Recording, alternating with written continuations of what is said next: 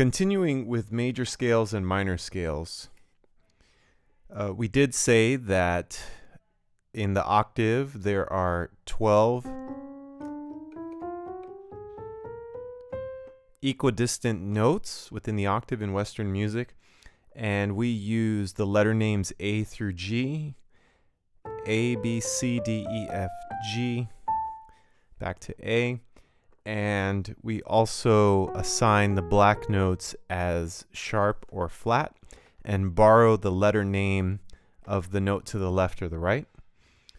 The next thing we want to know is that notes that are directly next to each other are measured as half steps.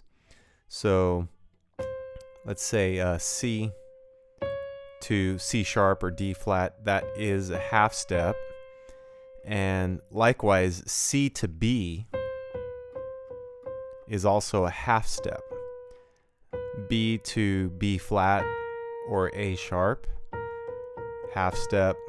Okay, so as you can see, half steps are all throughout the keyboard. Now, if one note skips a note to the next one, for example, D, let's say to E. D to E is a whole step because D to D sharp and D sharp to E are two half steps. So C to D is a whole step, D to E is a whole step. Also look at F, and let's say if we went down to D sharp. So D sharp to F is a whole step because E natural is in the middle. So if you follow that logic, you will know that when I refer to, or when anyone refers to a whole step or a half step, depending on what note you start on, that will indicate to you what the next note will be. So now we have the groundwork, we have the foundation. Let's go ahead and take a look at first the major scale and then the minor scale. So we're going to start on the note C for the major scale. And the way the keyboard is laid out, the natural notes that are the natural letter names also provide us the pattern that we follow for the major scale and the minor scale. So the major scale, if I start on the note C and I just play the natural notes up to the octave, then I have achieved the major scale. So the notes are C, D, E, F, G, A, B, and then to the octave C. Now, I can start the major scale on any note on the keyboard. I could start on F sharp.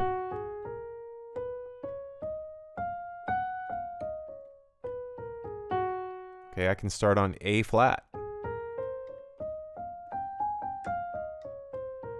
Okay, so what determines if it's a major scale is the distance between the notes. That's what determines it. So the distance between the notes can be, you can remember that as long as the pattern follows the pattern starting on C major, and you follow that same pattern on any note, starting on any note, then you'll get the major scale. So what is that pattern? C to D is a whole step. D to E is a whole step. E to F is a half step. F to G, whole step. G to A, whole step. A to B, whole step. And then finally a half step to the octave. So what we end up with is whole step, half step, whole step, whole step, half step. Whole, half, whole, half. Whole, half, whole, whole, whole, half. Okay, let me take that same pattern, and like I did before, I'll start on A flat. A flat, go to whole step, B flat, whole step to C, half step to D flat, half step, whole step to E flat, whole step to F, whole step to G, and then half step to A flat. Let me do that on F sharp. Okay, start on F sharp to G sharp, whole step, G sharp to A sharp, whole step, A sharp to B, half step to C sharp is a whole step, to D sharp is a whole step, to F is a whole step, back to F sharp. Okay, well, I'll get back to that, the names of the notes, but there's that last half step. Okay, now, the last thing to look at here is, well, before we get to the minor scale, is the names of the notes, okay? So this is the thing to keep in mind. This is the easiest rule to follow. The names of the notes in a major scale always are the letter names sequentially. You never skip or double up on the name of a note. So C major is C, D, E, F, G, A, B, C. A flat, even though it's an A flat, the name is A. So let me not even say flats or sharps, right? Let me just say A, B, C, D, E, F, G, A, right? So now when I go A flat, B flat, C, okay, this next note is not going to be C sharp because I've already used the letter name C, so this has to be D flat, E flat, F, G, A flat, again, not G sharp, but A flat, okay? So this is where something like F sharp can be, you got to make sure that you keep track of the letter names, right? F, G, A, B, C, D, E, F. So here's where it can get tricky if you're calling it F sharp. This note is typically F natural, but since F sharp is the actual major scale, it's starting on F sharp, this needs to be referred to as E sharp because the letter name E needs to be used in the scale. So F, G, A, B, C, D, E, back to F with the sharps and flats, F sharp, G sharp, A sharp, B, C sharp, D sharp, E sharp, F sharp. Okay, so you keep track of that, you're good to go. Okay, now here's the other thing to keep in mind. If a major scale or a minor scale is in a key that has sharps, you will only have sharps or natural notes in the scale. If the major scale has flats, you will only have flats or natural notes in the scale. Major and minor scales do not mix sharps and flats. So again, A flat, B flat, right? So I wouldn't call that A flat to A sharp, okay? A flat, B flat, C, D flat, E flat, F, G, A flat, okay? One more example. Back to my F sharp example. If I can call this G flat, so I can say, all right, G flat major, G, I'm just going to use the natural names of the letters. G, A, B, C, D, E, F, G. G flat, A flat, B flat. I'm sorry. G flat, A flat, B flat, C flat, that's correct, D flat, E flat, F, G flat. So that's where it's a little bit funny as well, because when I get here, this is the natural note B, but because B flat is in the key, I have to call this C flat. C flat, okay?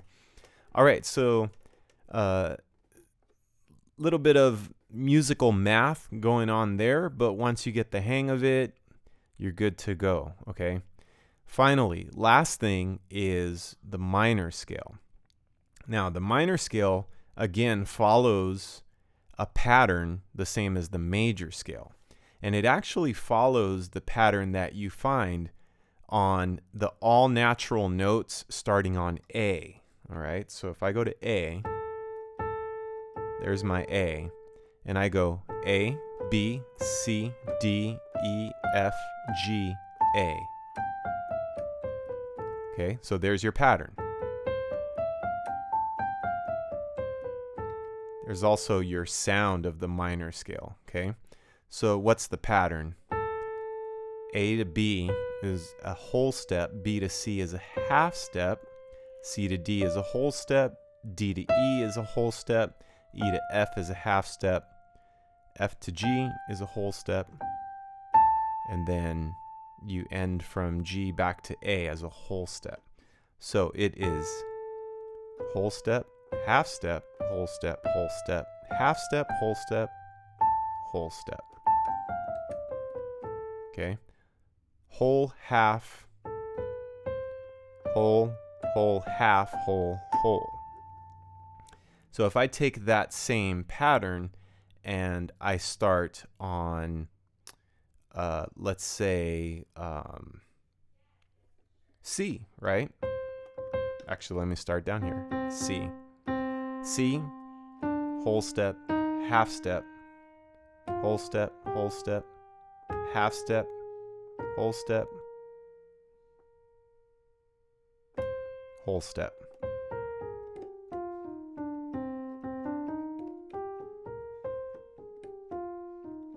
C minor, okay?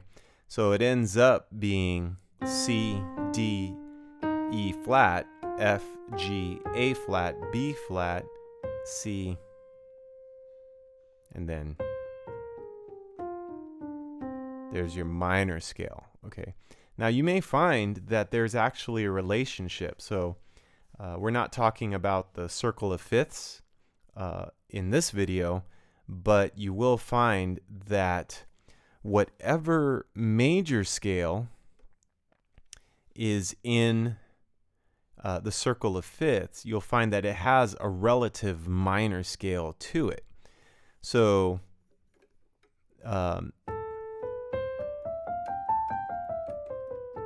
you'll notice that A minor has the same number of sharps and flats as C major. So C major and A minor are relative major and minor scales. All right. Let me go back to my example of C minor. Let me do that again. There's your minor scale. So C minor actually is relative to E flat major. So here's my E flat. So if I play E flat, F, G, A flat, B flat, C, D, E flat.